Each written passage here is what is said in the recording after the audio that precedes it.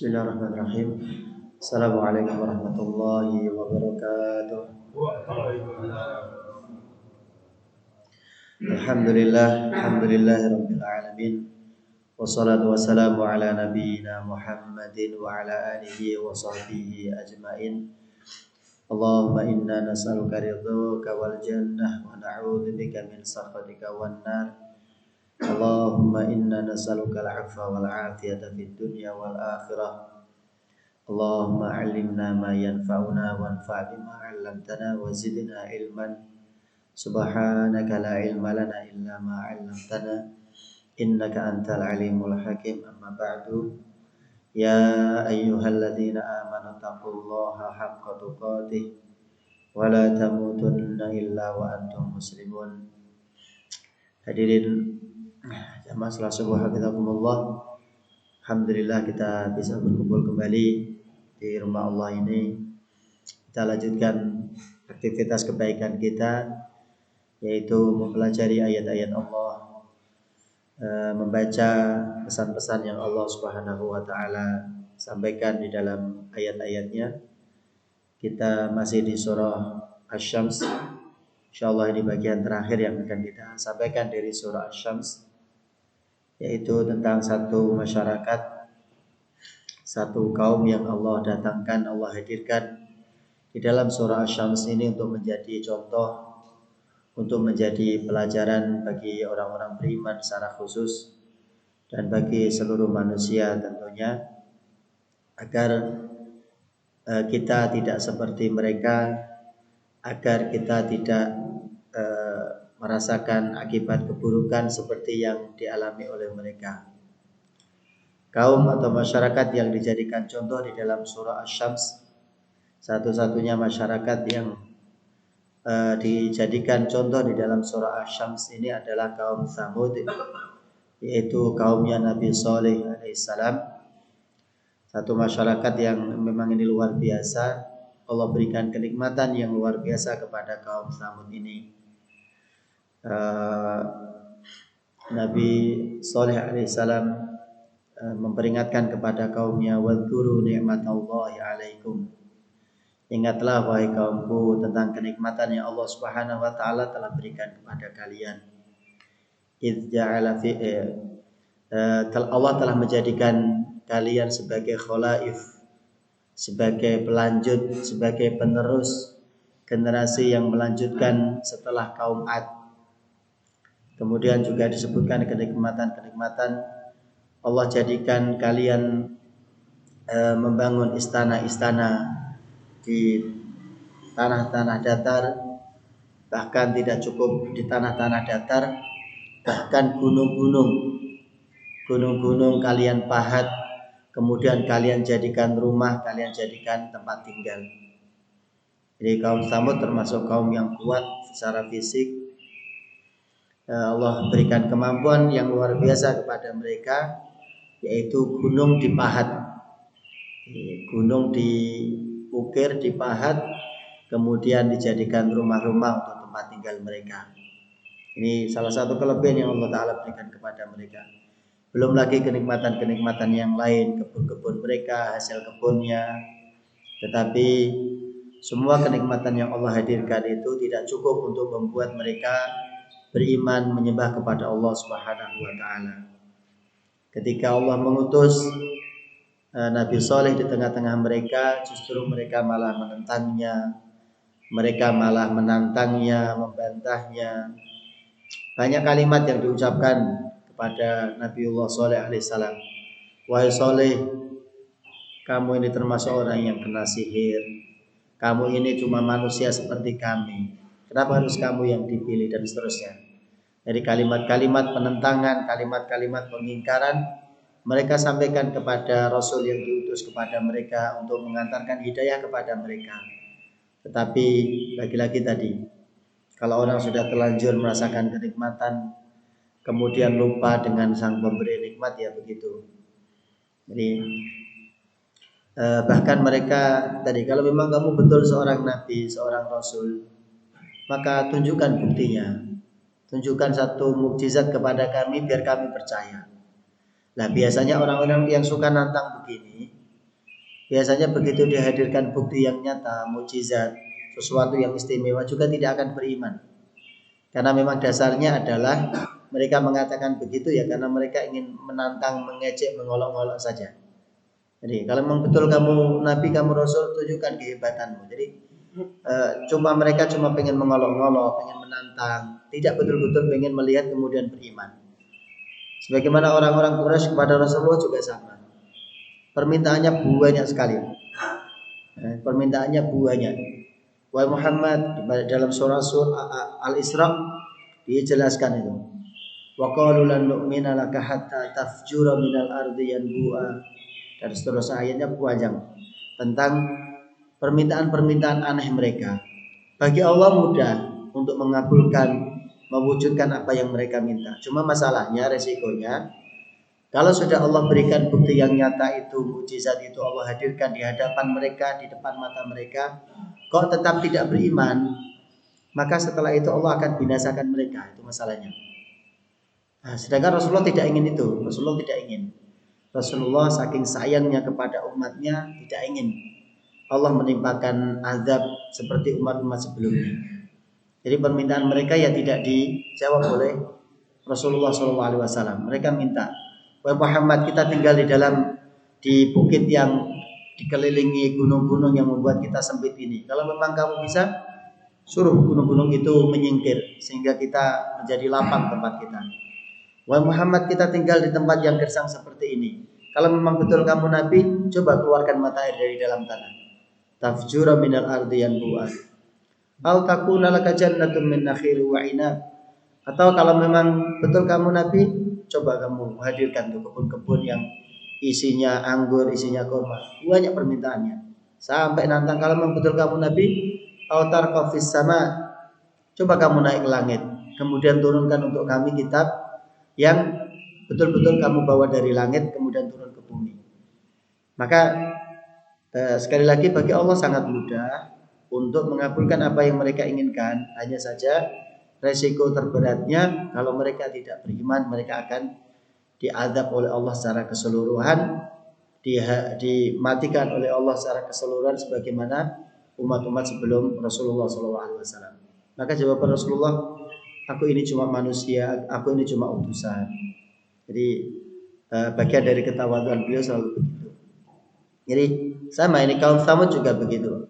Dengan semua kenikmatan yang sudah Allah berikan, kelebihan anugerah yang Allah berikan kepada mereka, mereka tidak kunjung beriman. Nabi Saleh sudah menyampaikan kepada mereka ajaran-ajaran yang Allah berikan kepada Nabiullah Saleh, tetapi mereka tetap tidak beriman dan mereka minta untuk didatangkan sebuah bukti. Maka Nabi Allah Saleh kemudian mengatakan qala hadhihi naqatun atau hadhihi naqatullah di ayat yang lain. Kalau begitu lihat ditunjukkan akan sebuah batu besar yang dari dalam batu itu nanti akan keluar unta. Jadi ini satu-satunya makhluk Allah yang lahirnya bukan dari bapak, bukan dari ibu. Kalau manusia ada Nabi Adam, kalau binatang ada untanya Nabi Saleh, lahir tanpa induk, jantan dan betina. Jadi lihat batu itu, kemudian ditunjukkan dari batu itu keluar unta, betul-betul unta. Hadhihi naqatun atau hadhihi naqatullah. Biarkan unta ini fadaruha ta'kul fil ardi wala tamassuha bisu. Ini adalah unta yang Allah kirimkan, maka biarkan unta ini semaunya. Jangan diganggu, jangan disakiti. Kemudian unta ini juga biarkan dia punya jatah untuk minum air yang biasa mereka gunakan untuk mengairi atau memberi minum hewan-hewan ternak mereka. Di dasar memang tadi di awalnya memang tidak ingin beriman, cuma ingin mengolok-olok, cuma ingin menantang. Kalau memang kamu benar, coba buktikan. Begitu sudah dibuktikan, ya tidak beriman juga. Malah mereka berlaku lancang melampaui batas. Nah, ini ayatnya kadzdzaba Tsamud bidzawwaha. Kaum Tsamud ini mendustakan. Kenapa mereka berlaku dusta? Mereka berdusta karena tughyan, karena tagha, karena sikap mereka melampaui batas. Bagaimana orang bisa melampaui batas? Dijelaskan di dalam surah Al-Alaq di antaranya, kalla innal insana la yatgha, ingatlah sesungguhnya manusia itu betul-betul melampaui batas. Kapan orang itu melampaui batas, berbuat zalim, berbuat lalim? Ar-ra'ahu staghna, ketika orang itu sudah merasa dirinya merasa cukup dengan segala-galanya yang ada dalam dirinya, tidak cukup kepada yang lain, bahkan tidak membutuhkan Allah Subhanahu wa taala. Jadi faktor utama orang melampaui batas, berbuat zalim, melampaui batas itu karena dia merasa apa yang dia miliki berupa pengetahuan, berupa harta dunia, berupa kawan, teman, itu membuatnya merasa super power sehingga tidak butuh kepada yang lain, sehingga bahkan tidak butuh kepada Allah Subhanahu wa taala, sehingga perasaan merasa sudah cukup dari segala-galanya ini yang membuat orang melampaui batas. Nah, kalau kita kan seharusnya tidak begitu. Kita ya ayuhan nas, wahai manusia, sesungguhnya kalian itu fakir, tidak memiliki apa-apa, sedangkan Allah adalah zat yang maha kaya. Nah, jadi pemahaman kita seperti itu. Apa yang kita dapatkan hari ini adalah titipan dari Allah. Allah adalah yang memiliki segala-galanya. Allah tempat bersandar, Allah tempat meminta, Allah tempat berlindung dan segala-galanya. Artinya selama kita masih menganggap diri kita lemah, selama kita masih menganggap kita butuh kepada Allah, maka kita akan berhati-hati. Berhati-hati dari membantah perintah Allah, berhati-hati dari mendustakan apa yang Allah ajarkan kepada kita melalui Rasulullah SAW. Jadi kaum Tsamud ini melampaui batas karena dia merasa cukup. Mereka merasa cukup. Harta, kehidupan yang nyaman itu sudah mereka dapatkan. Kemampuan yang luar biasa tadi, membuat rumah, membuat istana. Nah, jadi semua kenikmatan itu membuat mereka lupa bahwa itu adalah pemberian Allah, sehingga mereka melampaui batas. Bentuk melampaui batasnya seperti apa? Idzin ba'atsa ashqaha, ketika orang yang paling durjana, orang yang paling celaka di antara mereka bangkit, berdiri, bangun untuk apa? Untuk melanggar perintah Allah Subhanahu wa taala yang disampaikan oleh Nabi Saleh tadi. Jadi Allah Subhanahu wa taala di ayat ini menyebut orang yang melanggar perintah Allah, yaitu tadi kan disampaikan, ini unta dari Allah, biarkan unta ini semaunya, jangan diganggu, jangan disakiti. Malah ada orang yang, salah satu orang yang Allah sebut sebagai ashqoha, orang yang paling celaka di antara kaum itu, bangkit berdiri kemudian nanti menyakiti unta yang menjadi mukjizat Nabiullah Shallallahu Alaihi Wasallam ini. Jadi Allah Subhanahu wa taala menyebut orang yang paling celaka. Jadi orang yang paling celaka itu pengertiannya di sini ditafsirkan adalah ashqal qaum. Orang yang paling celaka di tengah-tengah masyarakat adalah orang yang kalau dalam urusan keburukan dia paling cepat melakukannya. Sedangkan kepada kebaikan dia berusaha untuk menghentikannya, berusaha untuk menghalang-halanginya. Jadi orang yang paling celaka, pengertian orang yang paling celaka di ayat ini adalah kalau dalam urusan yang buruk-buruk, urusan yang jahat-jahat, dia paling duluan melakukannya. Tapi kalau ada kebaikan ingin dilakukan, dia orang pertama yang berusaha mencegahnya, berusaha menghalanginya. Maka ini, orang seperti ini Allah sebut sebagai ashqal qaum, orang yang paling celaka. Kejahatan yang dilakukannya apa?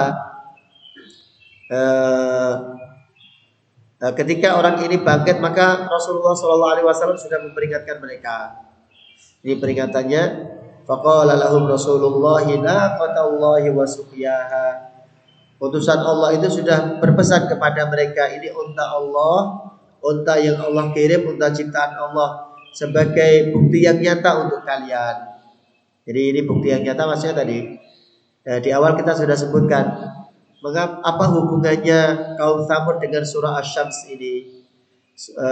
Surah matahari ini sebagaimana matahari tampak di hadapan kita dengan jelas cahayanya, dengan jelas panasnya, tidak ada yang membuat kita ragu bahwa itu matahari dengan cahayanya, dengan panasnya. Maka begitu juga mukjizat yang Allah hadirkan kepada kaum Tsamud, tidak ada keraguan di dalamnya. Mereka melihat langsung dengan kedua mata mereka bahwa onta itu betul-betul keluar dari dalam batu. Ini mau dibantah apa lagi? Jadi itu sudah betul-betul kekuasaan Allah, mukjizat dari Allah. Bagaimana sebuah batu kalau keluar air masih wajar, masih mungkin. Nah ini keluar onta. Maka seharusnya itu sudah cukup untuk membuat mereka takjub, kemudian membuat mereka meyakini bahwa ada zat yang maha kuasa untuk mengeluarkan onta dari dalam batu tersebut. Nah, tetapi ini Rasulullah berpesan kepada utusan Allah, Nabiullah Shaleh berpesan kepada mereka, onta ini biarkan dan juga berikan jatah minumnya, sehari untuk onta ini, sehari untuk ternak-ternak kalian. Tetapi mereka tetap tidak mau. Ini pelajaran yang Allah sampaikan di antaranya bahwa seorang utusan Allah yang Allah hadirkan adalah seorang tugasnya adalah muslih, memperbaiki umat, memperbaiki masyarakat. Maka karakternya apa? Di antara karakter utusan Allah, orang-orang yang mengikuti jejak utusan Allah adalah mereka berusaha untuk menjauhkan masyarakat dari murka Allah. Mereka berusaha untuk menjauhkan orang-orang dari azab Allah. Jadi ini tugas yang mulia. Jadi seorang Rasul, seorang Nabi tidak ingin melihat umatnya celaka, tidak ingin melihat umatnya sengsara. Kita lihat di peristiwa Taif misalnya kan, ketika Nabi Rasulullah SAW disakiti, dilempari batu, dicaci maki, dihina, diejek, dilecehkan dengan semua hal yang buruk. Begitu punya kesempatan untuk membalas, Rasulullah didatangi dua malaikat, malaikat Jibril dan malaikat yang mengurus gunung. Malaikat Jibril mengatakan, ya Rasulullah, Allah telah memerintahkan malaikat Jibril ini, malaikat gunung ini, untuk menjalankan apa yang engkau ingin perintahkan kepadanya. Kalau engkau mau, engkau bisa perintahkan malaikat gunung ini untuk menimpakan gunung kepada penduduk Taif yang telah menyakitimu, yang telah menzalimimu, sehingga semuanya dimatikan oleh Allah. Kalau engkau berkenan itu sah. Kenapa sah? Karena Allah yang mengizinkannya. Sampai Allah mengutus malaikat untuk melaksanakan perintah Rasulullah kalau Rasulullah berkenan. Bayangkan, orang disakiti pada puncak kezaliman yang dialamatkan kepada Rasulullah SAW, punya kesempatan untuk membalas, dan kesempatan membalas itu sah. Kenapa kita bilang sah? Karena Allah yang memerintahkannya. Kalau kau mau, malaikat ini akan menuruti perintahmu sampai diajari. Jadi bisa jadi kalau kalimatnya berhenti, ini ada malaikat gunung, mungkin penafsirannya lain. Sampai di hadis itu diajari, malaikat Jibril ngajari Nabi cara menyuruh malaikat gunung ini. Kalau engkau mau ya Rasulullah, diajarikan caranya untuk kamu membalas perbuatan mereka. Kamu perintahkan malaikat gunung ini untuk menimpakan dua gunung. Lagi-lagi ini malaikat Jibril sampai mendiktekan. Kalau kau ingin membalas perbuatan mereka, kenapa tidak satu gunung? Kenapa tidak tiga gunung? Jadi malaikat Jibril sampai mendiktekan. Kalau kamu ingin membalas perbuatan mereka terhadapmu, kezaliman mereka terhadapmu, maka caranya begini. Perintahkan malaikat gunung ini untuk mengangkat dua gunung yang ada di Mekah ini yang besar, kemudian timpakan kepada masyarakat Taif, maka mereka akan mati semuanya. Nah, jadi kesempatan untuk membalas keburukan, dan itu sah, legal, langsung atas izin Allah Subhanahu wa taala. Tetapi Masya Allah, memang betul para nabi, para rasul itu lebih mencintai umatnya dibandingkan diri mereka sendiri.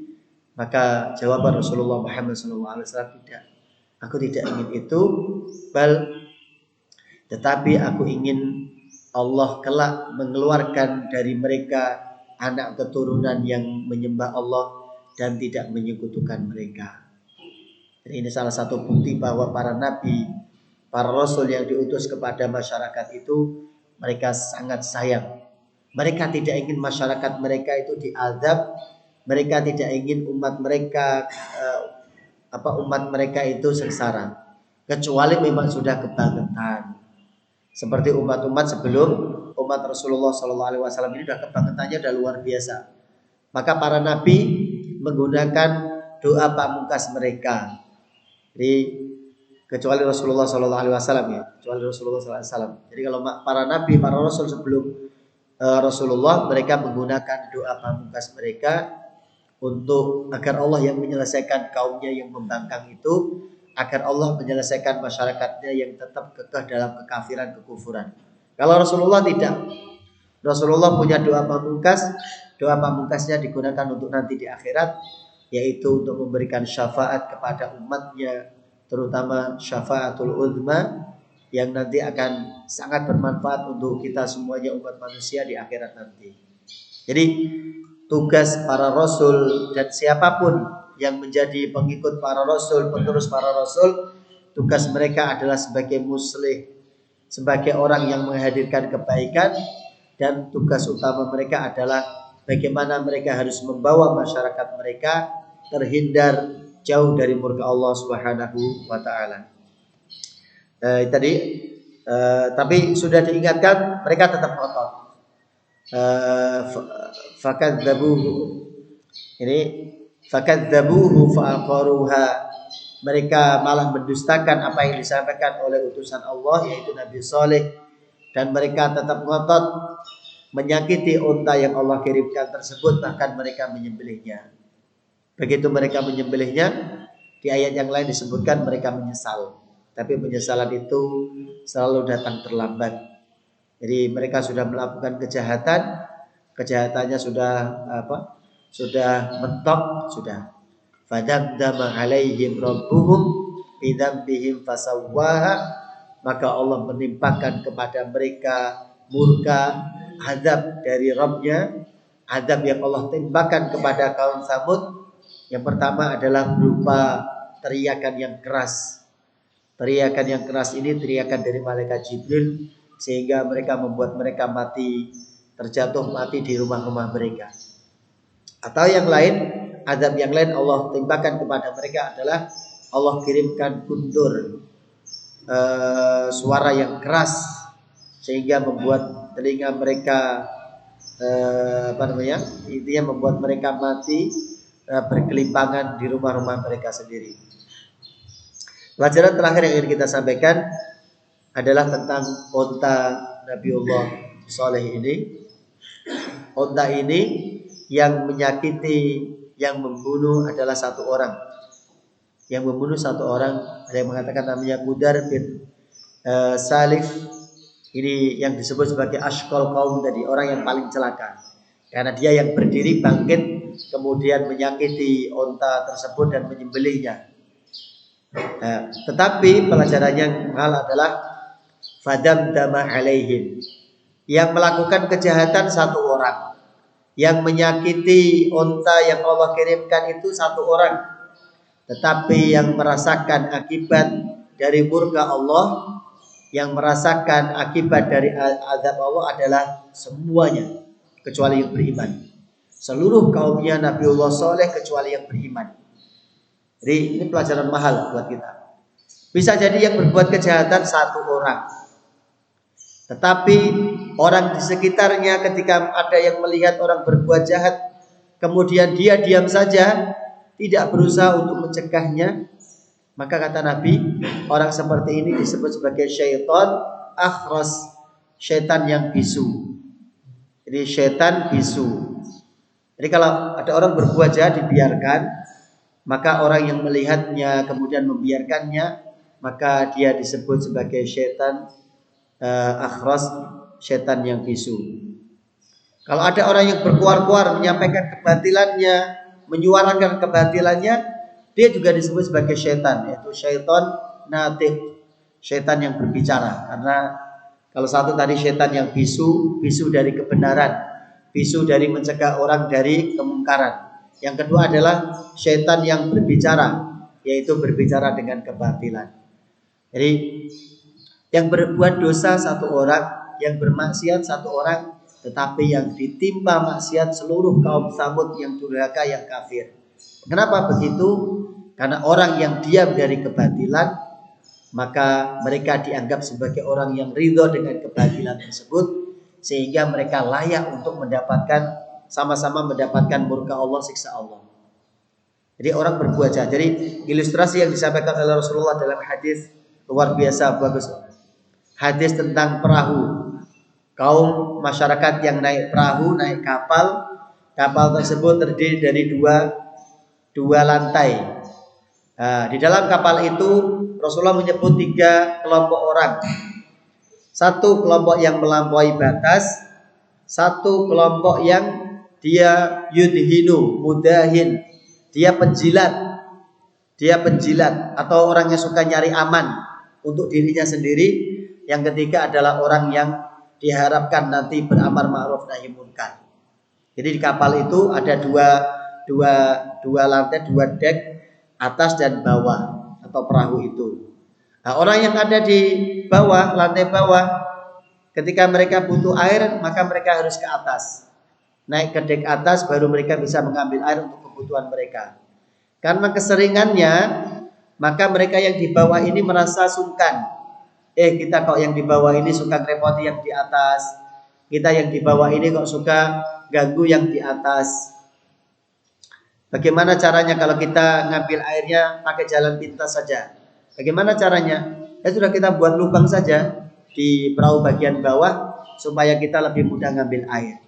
Lihat Pak, rencana yang mereka buat dan faktornya karena sungkan, karena merasa tidak enak, karena merasa khawatir mengganggu.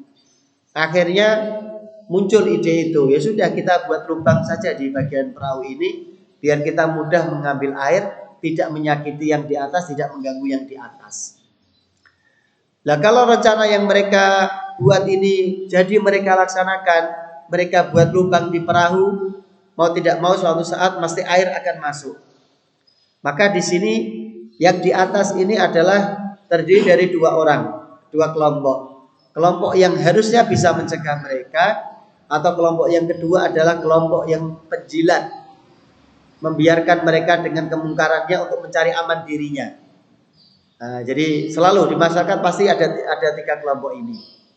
Nah, kalau yang beramar ma'ruf nahi munkar ini melihat kemungkaran yang ada di depan mata mereka biarkan, maka begitu mereka jadi melubangi kapal, maka air masuk yang tenggelam bukan hanya yang di dek bawah, tapi semuanya pasti akan tenggelam.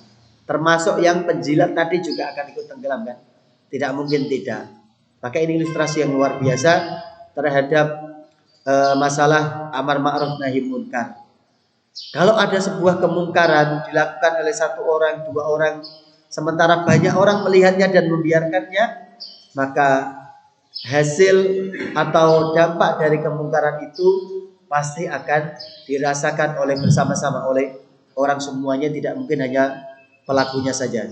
Dalam surah Al-Anfal juga Allah sudah memperingatkan, wattaqu, hati-hati kalian, fitnatan, dari sebuah fitnah, sebuah musibah, sebuah azab, la tusibannal ladzina zalamu minkum khassah, yang kalau sudah fitnah ini menimpa satu masyarakat, maka yang ditimpa bukan hanya pelaku kerusakan, pelaku kejahatan, pelaku maksiat saja, tapi seluruh masyarakatnya akan ditimpa semuanya.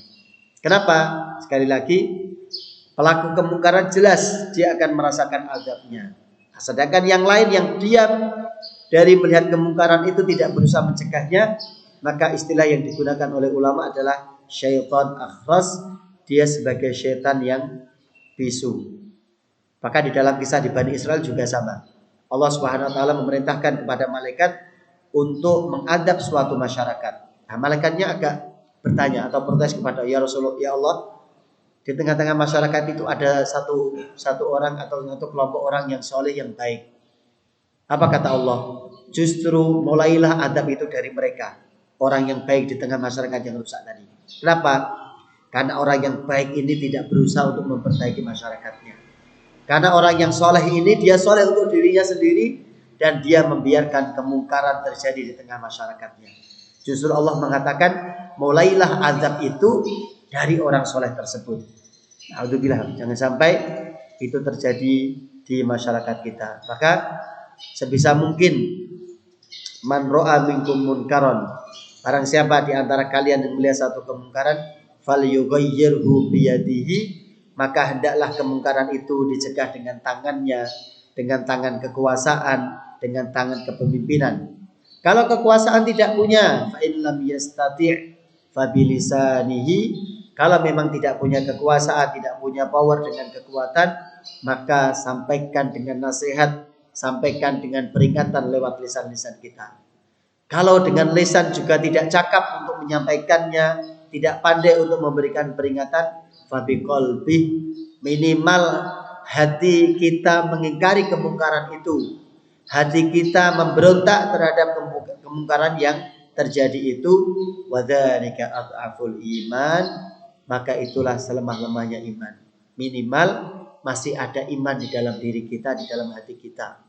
Bisa jadi kita tidak bisa merubahnya karena memang kita tidak punya kekuasaan itu, tidak punya power itu, atau memang lisan kita tidak sampai ke sana karena terjadi di tempat yang jauh, terjadi di tempat yang tidak terjangkau oleh kita. Maka yang ketiga ini minimal kita memberontak dengan hati kita atas kemungkaran-kemungkaran yang dilakukan oleh orang-orang yang berbuat mungkar. Jadi harapannya semoga Allah jaga kita, Allah lindungi kita dari keburukan akibat dari kemungkaran yang dilakukan oleh sekelompok orang, oleh segelintir orang ketika hati kita mengingkari kemungkaran tersebut. Wallahu ta'ala alam bisawab. Ini yang bisa disampaikan dari pembahasan kita surah Asy-Syams. Tentu apa yang kita pelajari ini belum seberapa, masih sekelumit saja, masih banyak petunjuk-petunjuk Allah yang Allah hadirkan di surah ini. InsyaAllah dengan keterbatasan yang kita miliki, kita akan melanjutkan di surah berikutnya di kesempatan yang lain. Allah Ta'ala alam bisawab. Kita tutup sama-sama dengan baca doa kafaratul majlis. Alhamdulillah, subhanakallahumma bihamdika asyhadu an la ilaha illa anta astaghfiruka wa atubu ilaik. Assalamualaikum warahmatullahi wabarakatuh.